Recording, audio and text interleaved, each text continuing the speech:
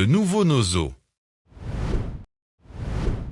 Dès le lundi 27 octobre, à la suite de la publication des résultats des élections du 12 octobre ou même avant, en cas de tentative d'arrestation d'Issa Chiroma, les Camerounais doivent s'attendre à l'ouverture d'un nouveau maquis dans les 3 régions de l'Adamaoua, du nord et de l'extrême nord. La guerre de l'ANE, Adamaoua Nord extrême nord, point une guerre qui risque d'éclater très vite.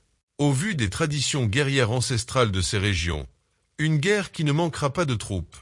Compte tenu de la forte démographie locale, une guerre dont les combattants disposeront de 3 pays de repli et de ravitaillement. Le Nigeria, le Tchad et la Centrafrique. Le financement de cette guerre viendra à la fois des fortunes régionales, dont l'influence s'étend bien au-delà des régions du Nord, mais aussi des autres régions et aussi de la diaspora camerounaise, désormais largement acquise à la cause d'Issa Chiroma. Cette guerre pourrait être fulgurante. Car au sein même de l'armée camerounaise, des factions risquent de se désolidariser d'une armée nationale qui ressemblera de plus en plus à une armée tribale, dominée par les ressortissants de la région de Paul Biya. Ce conflit ne sera pas localisé.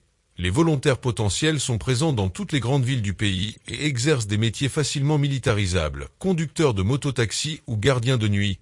Entre autres points, cette nouvelle guerre du Nozo trouvera peut-être sa fin grâce à de nouveaux héros.